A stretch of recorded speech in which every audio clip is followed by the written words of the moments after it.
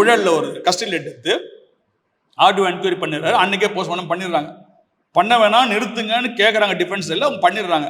அப்புறம் ஆர்டர் போட்டாங்க ஹைகோர்ட்டில், retain the body in freezer, will issue further orders கொடுத்துட்டாங்க. நெக்ஸ்ட் டே ஆர்குமெண்ட் அப்போ சரிப்பா உங்கள் டாக்டர் போய் இப்போ ரெண்டாவது போஸ்ட்மார்ட்டம் பண்ண சொல்லு. யாரு கூட?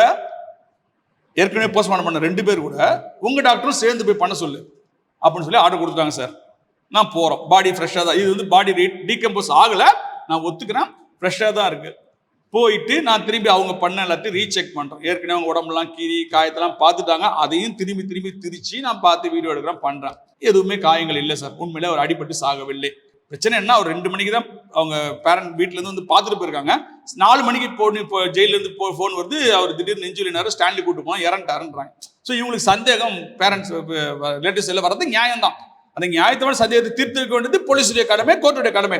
முதல் போஸ்ட்மார்ட்டம் தவறி அவசரமாக பண்ணிடுறாங்க, சரி ரைட்டு. 2வது போஸ்ட்மார்ட்டம் நான் அனுப்புறீங்க. இப்போ கடைசியில் அவங்க என்ன முடிவு பண்ணிருக்காங்கன்னா, நானும் பார்த்தா ஹார்ட் அட்டாக் செது போடுமா தான் இருக்கு. ஹார்ட் எங்க கேட்டால் ஹார்ட் டெஸ்ட்டுக்கு அனுப்பிச்சுட்டாங்க சார்.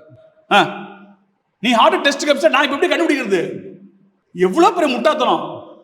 அவங்க எதிர்பார்க்கல இன்னொரு போஸ்ட்மார்ட்டம் நடக்கும்னு, அவங்க எதிர்பார்க்கல. அவங்க ஆஸ் ருட்டீன் ஹார்ட் டெஸ்ட்டுக்கு அனுப்பிச்சிட்டாங்க. இப்போ டெஸ்ட்டுக்கு அனுப்பிச்சிட்டா எனக்கு ஹார்ட்ல டிசீஸ் தான் சொல்ல, அதை நான் பார்க்கவே இல்லையேப்பா. அப்புறம் ஹார்ட் டிசீஸ் இதை நான் ஃபர்ஸ்ட் போஸ்ட்மார்ட்டம் உள்ள விட்டுருந்தா